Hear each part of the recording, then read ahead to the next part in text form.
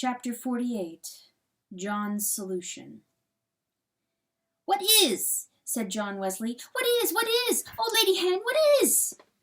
One last time the lesser company of animals were gathered in a homely place, all sitting under the hemlock. Pertolote, the mice, Chalcedony, Jasper, the hens, and their bewildered brood, and John Wesley Weasel. No dog among them, no fox. These had died the death with the wee widow mouse and the 3 pins, Chanticleer's children, and no Chanticleer. In silent sorrow, John had heard what Chalcedony had to say of the days and their deterioration. He had met the fawn. He had stood in honor beside the stag black pale on a silver field. He'd passed the violated food bin. And then the brothers mice had run to meet him, calling him "Uncle" and "Dear Uncle," with devout relief at his return. And why was he so slow in coming, they had asked. "Because John lost him 1 leg, the weasel had said. But how was that? John didn't explain how the warrior lost his leg. And the mice had skittered all around him to bring him, like glad tidings, to Pertolote, under whom they were spending the night. And Pertolote had met him gravely, with unspeakable graciousness, a lady to her roots, but mortally sad. It had stung him to see the depth of her sadness. Some could be sad in the world, and John wouldn't spend 2 pennies on it. But Pertolote was not fashioned to be sad. Why, Pertolote had endured the horrors of the summer war more faithfully than any other, so that all others took their faith from her. Then if Pertolote was sad, the world was dying indeed. Therefore he had sat down, gazing at her, and the hens had dropped like fruit all around them from their roosts, and he had finally put the question, "What is, Lady Hen?" He truly wanted to know. Pertolote smiled at her beak, not in her eyes, and didn't satisfy him. "How good it is to see you again, John," she said. He said, "Goats what? Goats busted them butts out of here? Goats gone to wolves because his sides entwixt us now?" The brothers mice kept Pertolote from answering. From Wodenstag to Samstag they told their sins to the weasel, how that they had managed the food too poorly, and so the goats probably had cause because they fed them like mice and not like goats. They were willing to take the blame for everything of what is. Pertolote said, "All those who went north returned unhappily, not just the goats." John Wesley lowered his head. Then he was no help. This is the way he returned, too.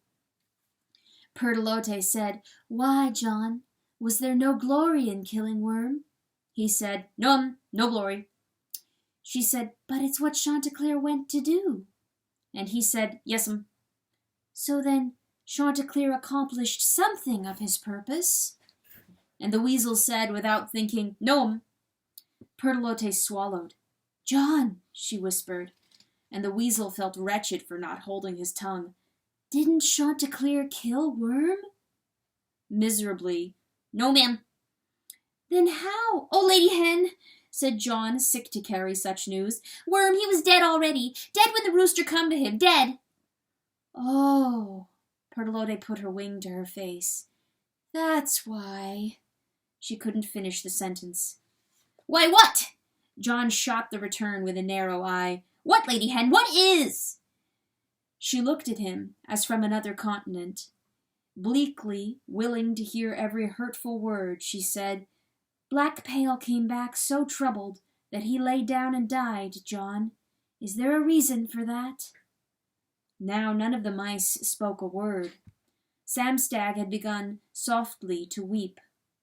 Wodenstag patted the youngest brother for comfort. This was not a happy reunion after all. John said, "Is." Pertolote said, "And do you know the reason, John?" The poor weasel suffered under the weight of his knowledge. It was mortal on his back. "Yes," he said. Pertolote had to press him for every piece of it. "What is the reason, John?" "Because," said the miserable weasel, "because he stepped on a baby, and the baby died. John saw, John knows." "John," her voice cracked with sharpness, That isn't all, is it? Or why do you hang your head?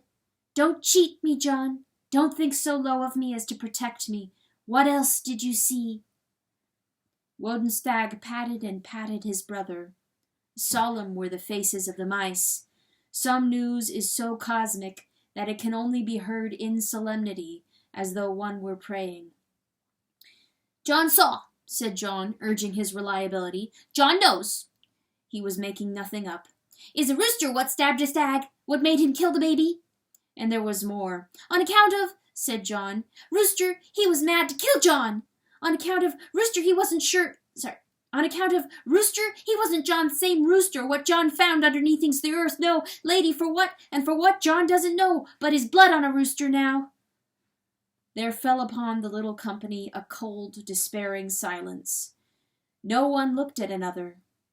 Some news makes looking impossible and must be held in the private heart.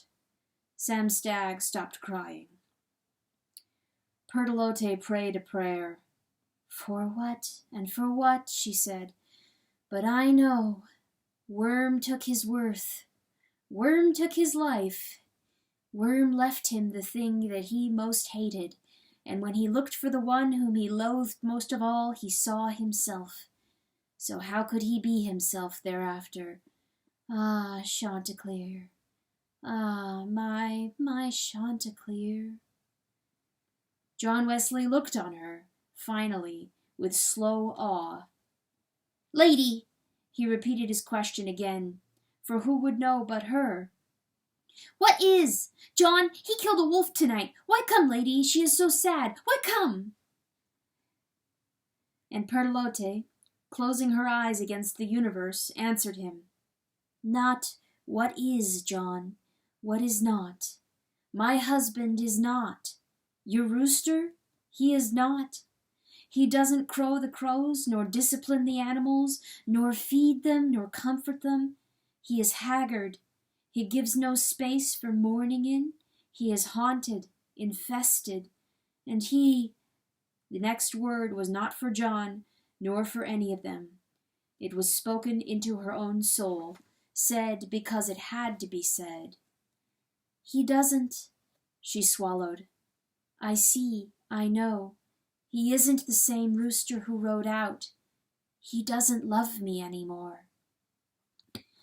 John Wesley hissed his shock. John's blood ran hot at that. Then what hope was there for the future if the rooster could cease to love this lady?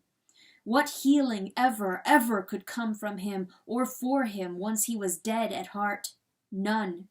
There was no hope left whatever. None.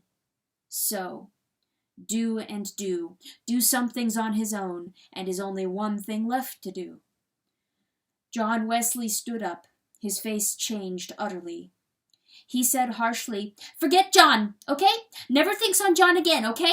Mouses, wipe John W. from the memories. Not uncle no more. Nope, gone. Nothings. John, he's nothings now. Lady Hen, you can hate John too if you want to. The poor mice were stunned by this speech, and Sam Stagg's eyes burst water, though he made no sound. The whole world was changing all over again, and they panted, gazing at their dear uncle.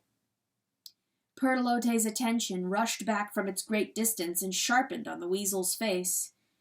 The weasel kept blinking and shrugging, suffering a violent shame, but his mind was made up, and it was a weasel's mind, tenacious, bitterly determined. What are you saying? Said Pertolote. Well, said John. Well and well and well. See, John, he knows where the rooster is, on account of Chicky here tells him. So? Pertolote had stood up as well. She glared at him. He stared at the ground. So, he said, Rooster, he's gone to the coop. What, to bury a dog bone? So? So what is that? John Wesley suddenly cried. Burying dog bone? What? Is craziness forever is what? Rooster is ruined. John saw that, but Rooster, he's ruining all the critters now, one by one and all together, and somebody's sad and somebody dies, and then what? Oh! And we should forget you for this? She gasped. The world was spinning loose. No, not for this, roared the weasel. The mice flinched. But because of what John, he's going to do. Oh, John, he's wicked. Yes, John is wicked, is the all and the end of it. John, he's going to the wolves. And John, he shouted at the top of his lungs, filling himself with roarings so that he would not be filled with tears. John is going to say, "Come, wolves! Come in all your teeth, wolves! Come and see where the rooster is!" And then the weasel was bellowing. Sam Stagg was shaking with his sobs now uncontrolled, and Freytag, eyes wide open, was crying too, and no one patted anyone now, because their paws were wringing at their breasts. What had they come to? What had good-hearted creatures come to? And then, bellowed the weasel, John will say, "We'll kill him together!" "Oh, John, no!" cried Pertolote. "Betray my husband?" But that was talk too dangerous for him to hear. It might persuade him from the wrong that had to be. "Lady Hen, yes," he said. And he said, "Mouses, please don't cry. Just hate John now. And then the mouses, they won't cry." He said, "Goodbye, goodbye." And he was gone. Pertolote looked here and looked there. Her eyes flew from the mice to the hens to the tree trunk, the empty branch and the limitless night. "Well," she said, "well," as though speaking to herself about a keepsake she'd mislaid. "Well, then what? Then I've got to tell him, of course." She looked with such profound meditation on the brothers' mice that it seemed to hammer at them till they were helpless at the heart. They merely nodded. "Yes," declared Pertolote. "I can't do otherwise, can I? It's right. It's the only right. Yes, I'll go now. He's my husband. I'll go to warn him." She stepped into the night and paused. Then she turned back to the hens and the mice together, with wild agony in her eyes. "But he's tired," she pleaded. "He is so tired. What can he do against wolves?" Chapter 49. Lazarus. In this way the web was shredding. Keepers who could not keep one another were no keepers of the evil any more. Somewhere darkness was smiling that night, and coldness curled in a cat's repose, content, because Worm had been right. He could not have invaded the animals frontally, but only by entering at the heart.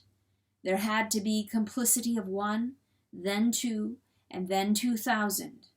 They had to choose for evil themselves, and then to protect and nourish it within, to justify their choices. Let wrong be right, and right wrong. And how? By letting every living creature believe his choices to be right simply because he chose them. Then let him, as in a holy crusade, fight for the right against any who threatened it, who were wrong simply because they threatened it. Set keepers against each other. Then, when the clash began at night, when things began to fall apart because the center could not hold, then Worm no longer lurked below the earth in his own soul sphere. Oh no! Then evil had taken up dwelling among the keepers themselves. Spiritus mundi, the smell of rot arose from them, and their society stank to heaven, and they were Worm. Somewhere darkness was smiling. The spell was nearly done, the net asunder, and chaos almost come again. "O God," sang darkness, "soon I will be the separation among your creatures, and the void among your stars. I am coming to destroy you, because who can remember your name in the bowels of chaos? And if any do, how else shall they speak it, except in a curse?" Lazarus makes a ticking sound when he digs. It sounds like time, like the passage of time, like something no one could dispute, and therefore gives pause to the hearts that hear him. The beetle, Lazarus, digging graves for the bodies of the dead, whether in earth or ice or stone, ticks like time.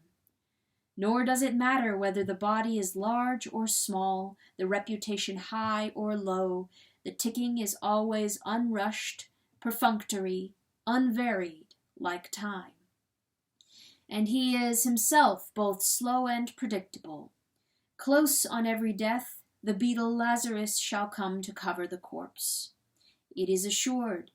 He will come in a decent sadness, with his head hooded, but he'll never allow the sadness to overwhelm his duty, nor hinder the digging. Even so did he quarry 2 pockets in ice and limestone, despite the particular pain of a wife struck dead, a mother and her child. Tick, tick. He cut the stone while the rest of the family watched him, and little cubs wailed. Even so is he traveling south to bury the larger body of a father. Lazarus makes a ticking sound when he digs. It isn't the way he feels, it is the motion of his labor. His laboring ticks like time. And now he goes to round a great hole for a stag recently dead. Family will watch him again. He will endure their mortal eyes. He always has.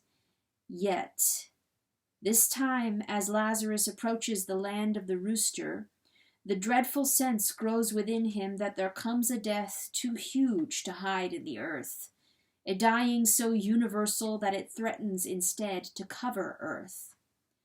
He pauses. He waves his feelers to understand this enormity. Lazarus pauses in his progress, and it is as though time hesitated. Chapter 50. And fallen, fallen, light renew. The dirty light of the dawn slowly makes visible old battle plains between woods on the north and Wormsmere on the south, the naked stand of timber, the ice-gray sea. The snow on the plains, too, is old and hard. Upon those plains, like an arm crooked, lies part of a wall, ancient, so it seems, because it crumbles at both ends and gives back a stubborn light, like stone. On the ridge of that wall stands a solitary figure. He stands cold and still, as though conscious that his is the only life in all that region, that he is alone and there is no other. Yet he stands commanding. The tilt of his head is proud, as though it says, "Very well, then I will rule the wastes," and his posture so resolute, so indisputable, that he himself, his very body, seems the center. From him, both east and west and south on the sea, from him the long and level snows stretch far away. He turns by slow degrees, surveying the emptiness.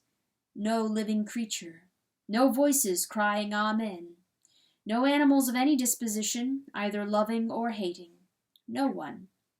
Only the bare gray wilderness called forth and called flat by the dawning. Silence. This is Lord Chanticleer the rooster. Lo, there is in him a tragic glory, that he can still seem sovereign even of a barren and uninhabited land. Very well, then, I will rule the wastes. This from a shattered visage. Bound tightly to his shanks are the wicked weapons, gaff and the slasher. As tight as those thongs, so tight are all his muscles. He is rigid on the earthwork. His beak is a spike, and his claws like grappling hooks. But finally, he's one lonely creature, small in the vastness. Finally, he is just Chanticleer. That sad truth becomes evident when someone else appears, far east of him, running raggedly on snow, and she is no smaller than he, but she seems so tiny, and so lost, and so overwhelmed by the bleak expanse. She is a hen, coming as fast as she can, but the distance mocks her speed, and she seems to move slowly. She stumbles and falls sometimes, then lies still to catch her breath before she gets up and runs again. "Shanta!" she cries. It's Pertolote. He can't yet hear her, but she's been crying his name through the night and into the morning. "Shanta!" And she runs. Chanticleer turns on the brow of the wall. He fixes his eye in her direction and waits. He doesn't go to her, and he does not acknowledge her with a call. She closes the last length of the distance, then collapses 50 yards from the earthwork, and the rooster stands on top of it. Pertolote thrashes the ground. She wants desperately to talk, but she hasn't the breath. He watches the woman passively. The words come out of her like dry rags. They are... Oh, Chanticleer, they're coming to kill you. The rooster doesn't move. His expression stays the same. He looks at her, as at a curiosity. Pertolote cries, Did you hear me? Yes, says Chanticleer. I heard you. You're screaming. Well, she strikes the ground in her frustration. Well, do something. Fly. Escape this place. I'll go with you. Or go without me. I don't care. Chanticleer, they're going to kill you. It's no accident. And it isn't just goats or rabble. Chanticleer, it's their cold intent. Chanticleer says calmly, I knew that. It's the wolves, she wails the cruelest information. Oh, Chanticleer, the wolves! On his hilltop, imperturbable, Pertolote, I knew it. You won't shake my faith anymore.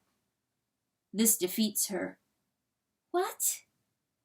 And suddenly the cock declares in a loud crow, as though it were a decree, Everyone cuts back, woman. This is the way of the world.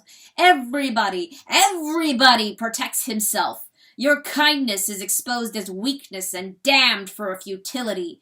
And if I haven't succeeded until now, it's because I believed in lies till now. But I've got a clear head, woman, and I've got clear eyes, and the strength to stand the truth, and I know precisely whom to protect. Chanticleer, whispers Pertolote, who are you? Did you think you'd break me down with your message? There spreads across the cock a certain triumph. He straightens in pride. Why, you build me up, woman. You think I should be as shocked as you, but all you're doing is proving the truth. This is no shock. Only children are shocked, and the blind are shocked. Of course they want to kill me. I am more powerful than they are. I am a danger to them. Chanticleer. Oh, soft voice. Oh, meek-hearted woman. I love you. Don't, Pertolote. Chanticleer stamps the earthwork with his claw. Don't tangle me in that lie. Now he is raging. When I believed it, I was as soft as you, and full of guilt and impotent. But I've seen through it, woman. And I may be alone now, but I am not deceived now. Oh, you woman. All that time of misery, why, it was needless. It was needless. It came of a contemptible deception. Get away from me, roars the cock, trembling in his fury. Pertolote shrinks, but stares at Chanticleer in disbelief, and does not move. White and worn and lost, she does not move. Get away! Get away! Get away! The rooster thunders, throwing himself in broad strides back and forth on the wall. Each cry strikes Pertolote across her face, beating her down into the snow. She whispers, Oh, my husband. But she does not blame him. She suffers, gazing at him high above her. Rooster! Suddenly the challenge bursts from the northern woods, and Chanticleer spins to meet his enemy. In as wild a howl as he was called, he calls in return, Boreas! So the warriors name each other, and so the battle plains are prepared, and all the world holds still. The white wolf emerges from the trees, walking slowly and in perfect control. Behind him 3 more wolves appear, and then, along the entire line of the wood, the animals step out. Chanticleer's watching is grim and unsurprised. Goats and cats and the great deer, hooves and claws in assembly. And there is but one rooster, he on the earthwork, but he is assessing the enemy, and he is not afraid. Woman, he says, behold the truth. But then he glimpses among the animals one creature, low down and long and limping, and for an instant the hardness passes from his countenance, and he is surprised. John? He says. Bewilderment makes him look weak. John Wesley? What are you doing there? It is a whine. The rooster is whining. The weasel must have heard his name. He drops his face and paws the ground. Chanticleer cries, "What did I ever do to you?" Then the weasel steels himself. He gathers himself into a posture of belligerence, and he cries in return, "Tries to kill me! Tries to kill John, what? But that's nothings!" And then the accusation is called into the face of the universe, and nothing is hidden anymore. "But Rooster, he doesn't try to kill some baby. No, Rooster, he kills that baby. He kills that baby's mama, too." Chanticleer staggers. The naked indictment hits him like a rock, the personal sin that he had refused to know, and for an instant the cock is vulnerable, hanging on the air. But he is protected now. He is armed with convictions now that shield him from guilt. There is no sin. There is no sin in all the bloody world. There is only self-defense and survival and the right to be alive. Chanticleer knows the truth. John Wesley has nothing on him. The weasel chose the stronger side, that's all.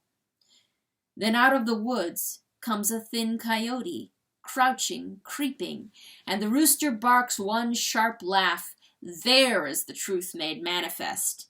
"Ha! Everyone cut!" cries Chanticleer, in a voice so cold and sneering that it confuses the animals. "Cuts back! Holy weasel, come to kill your lord! Wounded coyote, come to take your vengeance! And one of you justifies the other? Ha! Woman!" he shrieks from the top of the earthwork. "Watch them attack me, and behold the truth. This is the way of the world." John Wesley shrinks before the diatribe, ashamed. Pertolote weaves her head back and forth. The animals falter at the edge of the plains. Because the rooster seems only to swell into a grand nobility, solitary before the forces ranged against him, and unafraid. Horrible is the power in his stance, solid in the truth, and iron is his eye, and stinging the laugh that issues from his beak. Only the wolves prowl forward, their heads slung low, their eyes narrow. They separate themselves and begin to circle the rooster's wall. With an icy, godlike grace, he revolves to watch them. Here it comes. And a sound goes up that shivers the hearts of the animals, a long, inarticulate siren, 2 notes, ah and ah. The faster that the 4 wolves circle, the shriller becomes that sound. Ah, ah, ah, ah. Whole choirs in heaven, the hosts of the air are singing at crescendo, deafening the animals who bleat and bray and rub their ears, as though the whirlwind is coming, and there's no place to hide. Ah, ah, ah, ah. But who can tell, because of its volume, that it ascends from the place of the rooster? And who can know that the siren is a single word to pierce the world? Chaos! Like the screaming of the wind. Chaos! Suddenly the white wolf barks. The whole pack strikes in new directions. Pertolote cries, "Wait!" The rooster sucks a serious breath, and here it comes. Favonius the wolf has curved his run. Fleet, he angles up the earthwork, charging Chanticleer with a curled lip, snapping his fangs. But the rooster leaps from the ground, and twice before the wolf has passed beneath him, he stings the skull with accurate cuts of the slasher. Down the wall Favonius tumbles, blood springs behind his ear. But Eurus is dashing up the other side. Chanticleer drops and meets this attack sideways, spinning away. He doesn't lose his balance.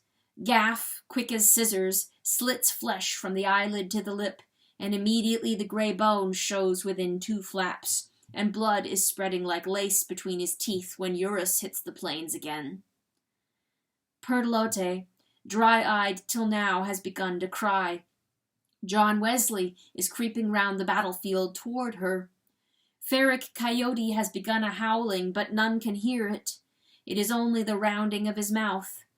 The more tremendous sound drowns him out. The wind screams, "The chaos!" 3 wolves now, from 3 sides, but perfectly together, Eurus, Favonius, Chinook, lunge up the earthwork. Muscle and tooth and bone, they attack relentlessly. Their legs spread, their necks curved for the pounce. Their snarls are uttered at the base of their throats. Chanticleer's eye is level, his motions sudden and adroit, his mind pure calculation. He counts his enemies one at a time, one by one by one. Eurus is shredded about the eyes by a flurry of rooster claws, pierced and blinded and bleeds tears. Favonius whines and collapses, finding his foreleg tendons sliced. He seems to bow. Again and again Chanticleer thrusts at the throat of the grey wolf, but she has a thick collar of fur. He can't find the flesh. The failure frustrates his fighting rhythm, and he feels the more pressed on several sides. One tooth rakes his own back. He stumbles. Then all at once the 3 wolves divide and retreat, 2 crippled, 1 still in her strength. Chanticleer tries to regain his footing, but all 4 wolves are working in concert. As if he came through a curtain parted, Boreas the white wolf streaks toward the rooster at a terrifying speed.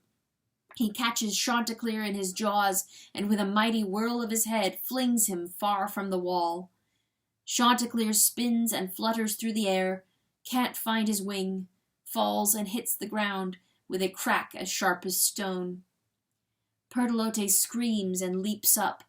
Whenever could a rooster stand 4 wolves? And still they work in concert. In the instant the cock hits the earth, Chinook drives down on him, striking a blow to the back that doubles him over, and on she runs. John Wesley is holding Pertolote now, restraining her. The hen is struggling to get to her husband.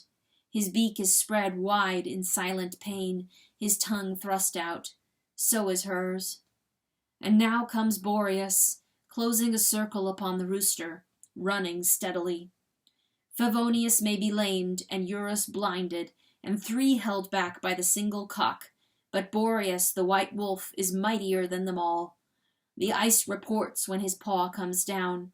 His brow is as massed as the glacier, and his eye as white. Pertolote freezes at what is to be. The animals, all along the wood, have fixed a perfect attention upon the point of impact. Here comes Boreas, the winter, the world stands still, except that siren. Chaos! At the very last instant, Chanticleer vaults into the air. He somersaults backward. The wolf has no choice but to run under him. The rooster lights on the neck of the wolf and then binds himself with his claws, and Boreas has a rider. Chanticleer's head snaps hard at the sudden jerk forward, but run he never so fast, Boreas has a rider, and he cannot lose him. Now, grimly, Chanticleer sets to the business of killing. At high speed across the plain, he leans forward and grips the neck bone in his beak, just behind the skull, and fastens the bite. His body rolls with the running of the wolf. He draws the slasher free, and while the white wolf races, the cock begins to stab him at the neck. Boreas, astoundingly, increases speed, but the blood bursts out and is snatched by the wind. Blood streaks the sides of the wolf. The animals are stunned by the display. Where does the rooster get his strength? What reserves? Boreas has a brute power in his legs, but the cock is a cold machine, and the one is running for his life, and the other is digging it out of him. It's a ragged sheet of blood that wraps them both. It's a running trail of blood that stains the snow where they have gone. It seems an eternal contest, as fast and as slow as mortality. Suddenly the wolf throws up his head and launches himself into the air. He twists violently to loose the rooster, turns over and slams shoulders first into the snow. They slide full 30 feet, the rooster caught beneath the wolf. They smear the snow with a brilliant red. The wolf reaches up. The wolf on his back reaches one paw as high as it will go, grinding his skull in the ice and bending his body upward still to reach the higher, all of his weight on Chanticleer. And then he sighs, and the paw comes down, and the white wolf slumps to the side. The wolf is dead. Chaos! Chanticleer drags himself apart from the corpse and staggers to stand. He stumbles 3 steps to the left, his wings trembling. They crutch him on either side, and he stands. He stands. He raises his head like a battle flag. Slowly he lifts his eye from the bloody snow to the long audience of the animals, and they stare at one another, and he stands.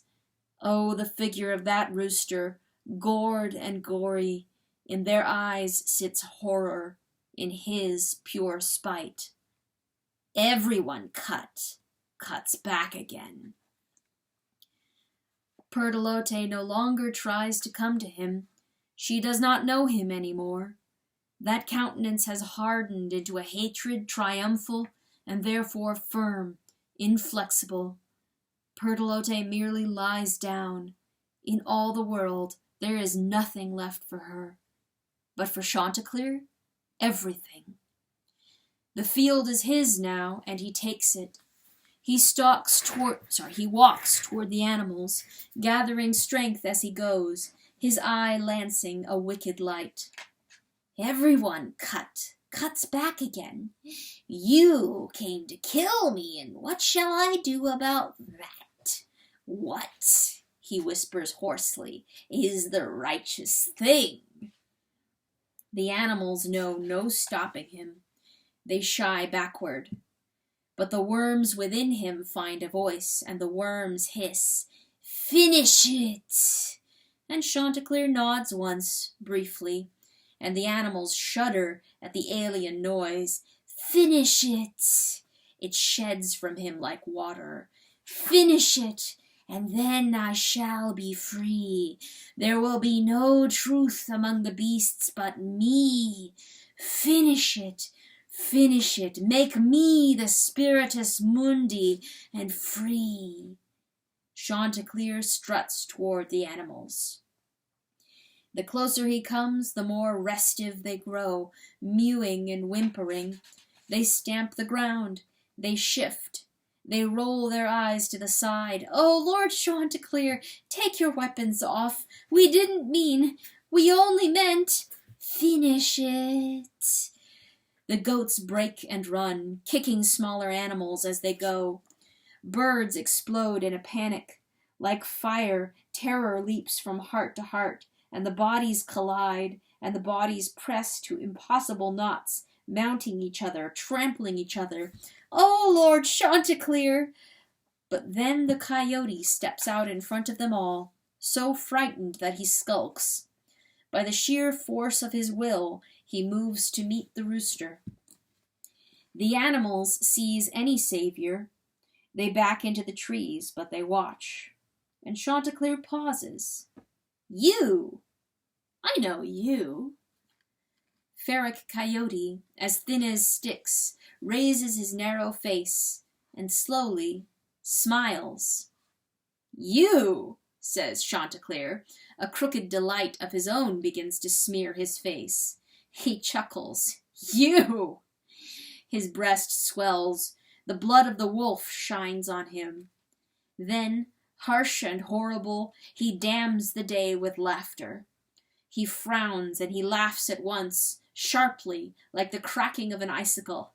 "And I know why you have come! Ha ha ha!" Chanticleer the rooster addresses the animals with killing scorn. "Is this the reason for your rebellion, John Wesley Weasel? Your papa with a baby dead? Your husband and his wife is dead? This justifies your treachery. Murder me, Murder me and satisfy yourselves that it was done all righteously? Oh, don't tell me. I know the right. I know the only law at bedrock in the universe. Woman! Chanticleer crows, and there is no laugh in him now. That crow splits the air like yellow lightning. Woman! Behold the truth! Everyone cuts back again, and double! There is no laugh in him now. His voice descends to the level of dust. Vengeance, he whispers to Ferric Coyote. I know why you have come. For vengeance. I am the bitter gorge you cannot swallow, so you came to spit me up. Well, you are the gorge that I can't swallow. You stand at the cause of my own torment. Come, we are the last two in the world. Attack me, so that I can kill you and finish it. But Ferric Coyote shakes his head. He is trembling in fear, yet he manages to save the smile, and by the truly gentle look in his eye, he gives the smile as a gift to Chanticleer. Don't do that! Why do you do that? The cock grows angry. Why are you smiling at me? Fight me! Ferric shakes his head. He murmurs, No. And the smile peels back to his cheeks as though he can't help it. He dips his head to show that he means well. Chanticleer strikes the snow with his claw. Fight me, he demands. I warn you, I will not be mocked. I will not be laughed at. Ferric says, I'm not laughing at you. But the smile expands nearly to silliness. All the rest of him shivers, but the smile fairly blooms on his snout. Fight me, cries Chanticleer. I won't do that, says Ferric. Craven! Coward! cries Chanticleer. Worthless! Nothing! Aye, says Ferric, I am, but that's not why I won't fight you. Why? Shrieks the rooster. Because, says Ferric, embarrassed, I love you, Chanticleer. What? Because I love you, Chanticleer. Oh, you liar! Chanticleer explodes. For one instant he hesitates. Then he hurls himself forward, and with the slasher, red in wolf's blood, he gashes Ferric's leg. The animals send up a groan. The coyote grunts and goes down. Chanticleer whirls into an attitude of defense, awaiting the counterattack. Finish it! Hiss 10,000 voices. But the coyote is rising to his feet again, and there is a difference in him. But it is only this, that he's no longer nervous nor afraid. He seems relieved by his pain. He looks, in fact, apologetic, and still he keeps his smile. He says with greater certainty, I meant it, Chanticleer. I love you. No! Chanticleer brandishes his claw, 4 naked nails. No, you don't! And he strikes the coyote's face. He rakes that smile so that it bleeds in 3 parallel lines.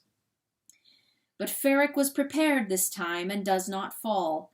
Neither does he wipe the blood. His eyes tear, but that's only a reflex to the stinging, and he smiles to prove it. Love? You don't love me, cries Chanticleer. That's some trick. You can't love me. How can you love me? You don't know me. Do you know me? Yes. Ha! Do you know what I did? Yes. What? You killed Benoni. He was my son. Ah!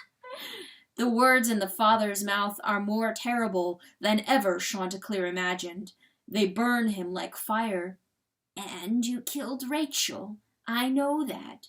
She was my wife. Cut back! Cut back! Fight me! No, insists the coyote, smiling still through shredded lips. But I love you. Aye! Shrieks Chanticleer. He throws himself upon the little creature, ripping furiously his flank and his haunches and his shoulders, a cock cutting the other to the bone. And Ferric's legs buckle underneath the beating. He goes down bleeding, but he does not protect himself, nor does he make the first effort to strike back. So then an extraordinary reversal takes place. The rooster's slashings seem slashings at his own heart, upon his own flesh, and he feels them, every one, because the coyote so calmly allows them. Ferric bleeds, but Chanticleer is in pain, screaming, "This is madness! Finish!" Chanticleer throws himself backward, as galled as if he had been cut.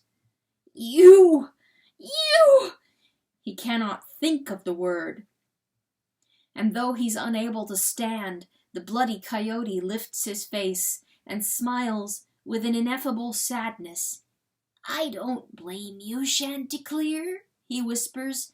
"Not for this either." But that precisely is the torture. "God damn it!" cries Chanticleer. "Do I want your kindness?" "No," whispers Coyote. "You didn't ask. I give it anyway, on account of we're alike." Oh no, we are not!"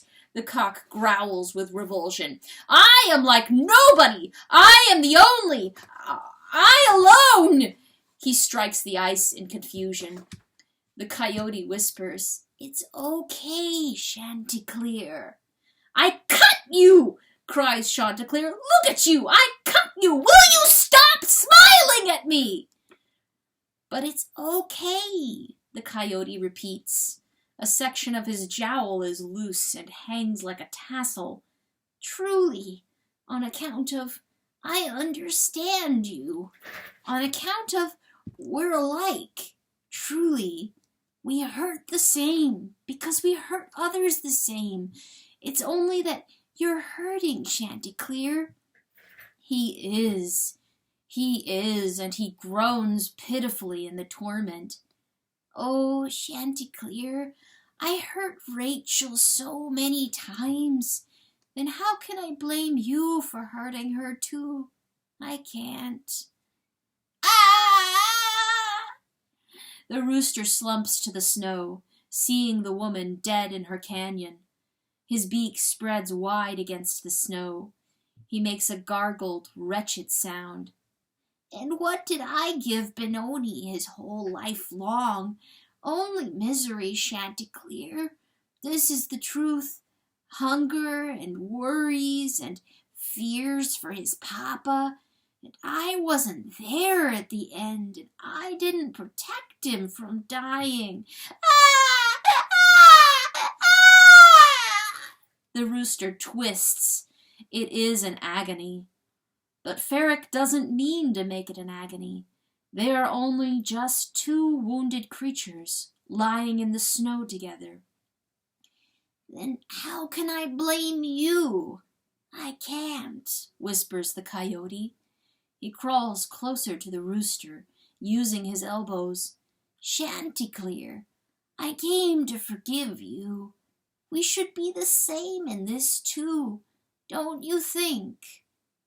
During the next words of the little coyote, a remarkable change seizes Lord Chanticleer the rooster.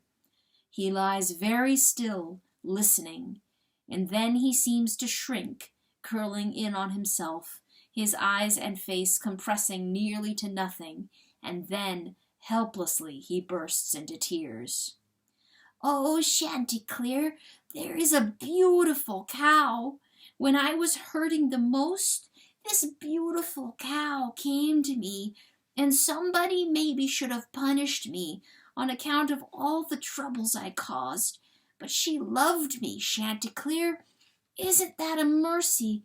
She touched me, she fed me, she washed me, and that is how she loved me. And then this is how she forgave me. She did the same thing for my daughter, Hopsacking. All of the hurts, every one of the hurts, she took away from me with her eyes and with her tongue, and there was no reason for that, but she did it, Chanticleer. Do you know this beautiful cow? One horn on her head. She knows you, Chanticleer.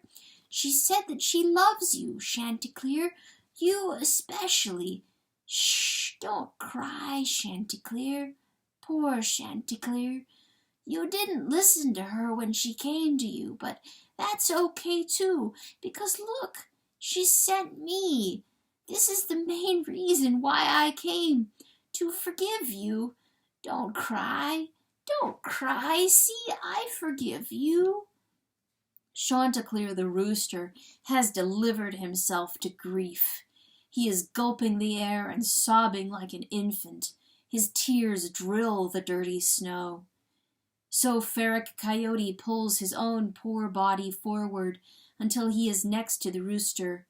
Then, like a mother and a newborn, he begins to lick Chanticleer, stroke and stroke and stroke, nodding his head with every stroke, beak and neck and back and breast, washing him clean of a winter's filth, and smiling. And Chanticleer burns.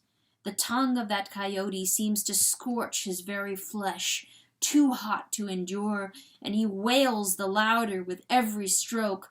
"Oh, God! Oh, God!" howls Chanticleer. "Oh, dear God! How could I stand this?" Every stroke of the coyote's tongue wakens a wickedness in the cock, draws it through his memory in order to wipe it away. It is a poor, pitiful life he remembers. No, this is no soft tongue. It is as rough as gravel and scours the rooster, but he does not deny it because it comes in kindness. Kindness. Kindness is the reason it burns so much, and kindness is his keeper. There comes the moment when Chanticleer opens his bleary, humiliated eyes to look upon the coyote so close to him. He looks, he sees the final horror, and he draws back, roaring the final pain of it all. Crawling all over Ferric's tongue and hanging from his snout are the thin, thread-like worms, twisting obscenely. "No!" roared Chanticleer. "No more! It ends here! It is finished here! Oh, no more! No more!"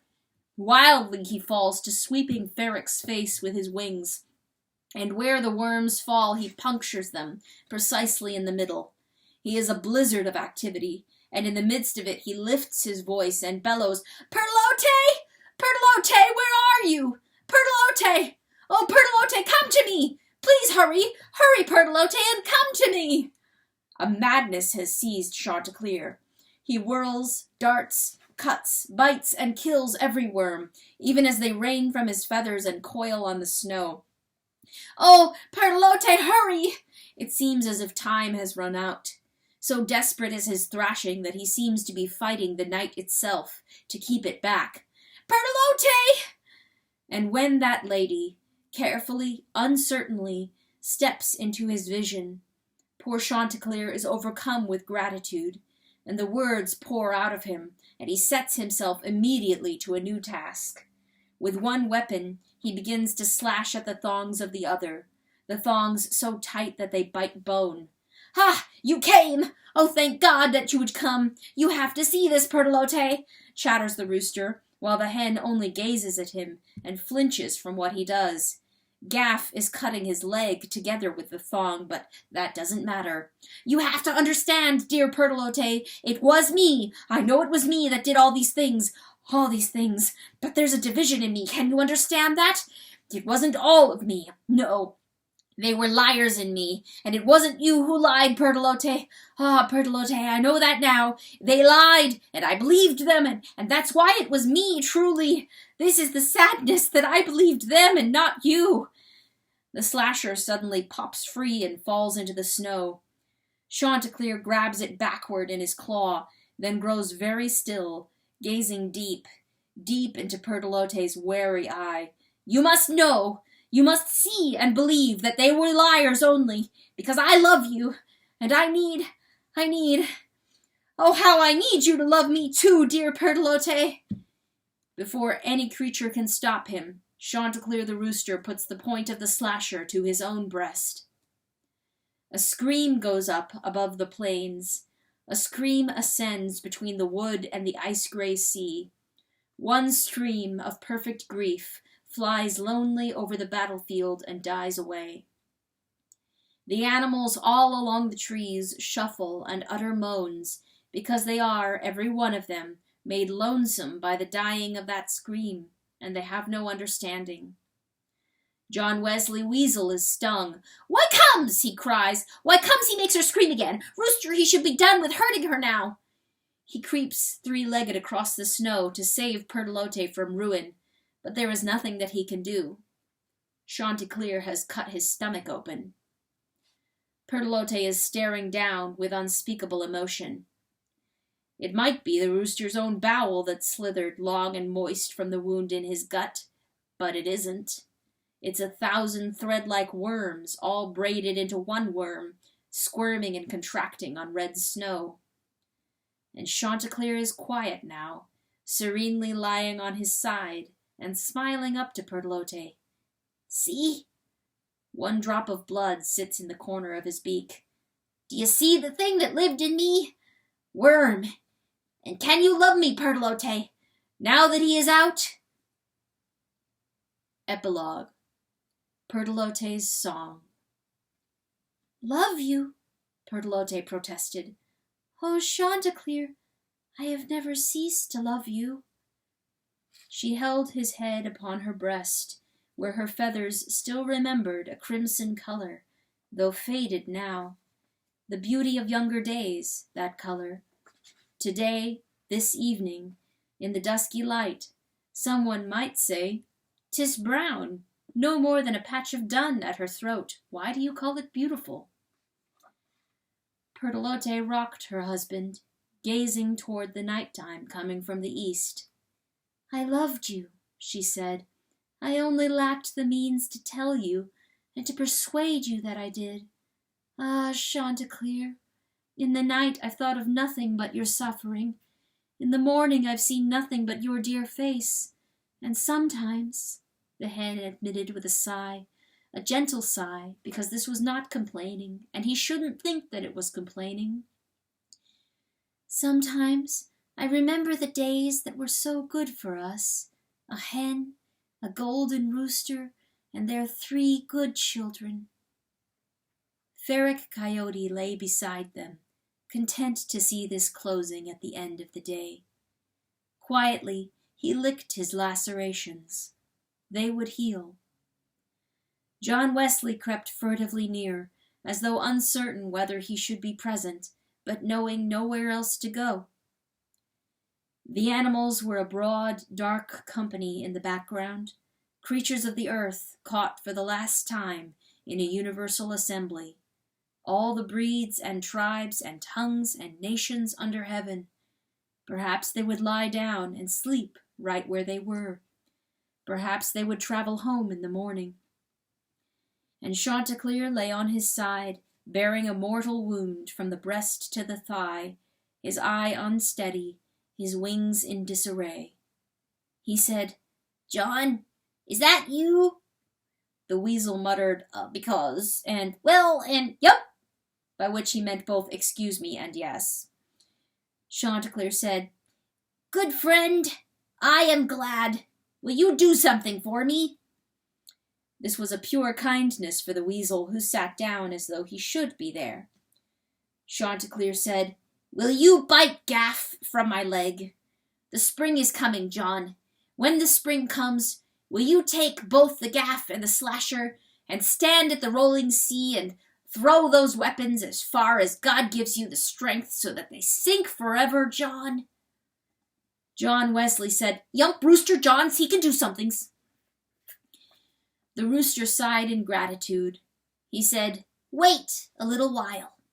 And then he said, "The spring will come." Pertolote put her neck beside his face. In a distant voice she murmured, "Have you thought of the 3 pins lately? Have you thought of our children, Chanticleer?" "No," said Chanticleer. "It's a fault that I haven't." "Shh, but I have," she said. "And this is what I've thought. Long or short, What does it matter? They lived in this world under the love of a wonderful Father, the only Father that they ever knew, and any time is some time, and some time is time enough. This is what I've thought, said Pertolote, that under the everlasting stars all time is short, and the length of it is foolish to measure.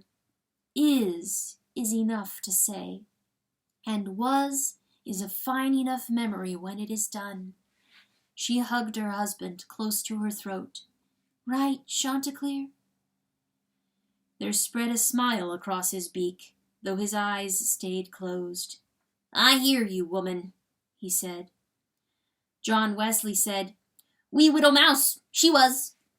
Right, said Pertolote, as lovely a was as any of us can expect to have. Cherish it, John. And Rachel, said Ferric Coyote, and little Benoni, the oldest coyote.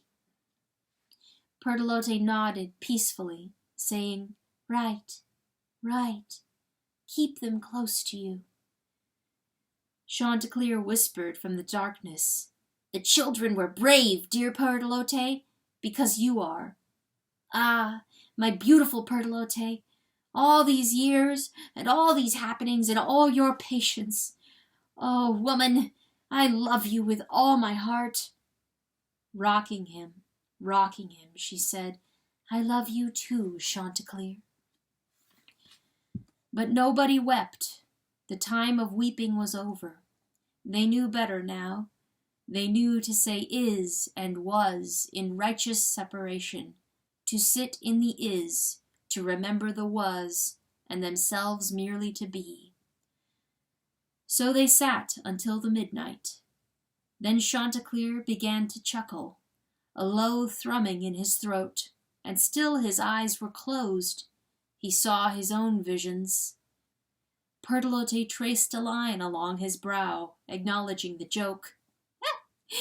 Do you know, he said. The chuckle turned into weak laughter, shaking his body like hiccups. Do you know, I couldn't even bury Mundocati's head. Oh, the poor dog, he laughed. It seemed a marvelous irony. Ah, poor Mundocati, marooned wherever he is. I couldn't make a hole big enough for his nose. Pertolote, Pertolote, what do you think of such a nose? She didn't answer him, for in the middle of his laugh he died.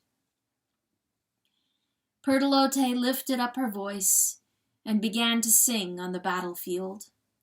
She sang as though she walked the rim of the universe, like the moon, a pale and lovely presence everywhere on earth.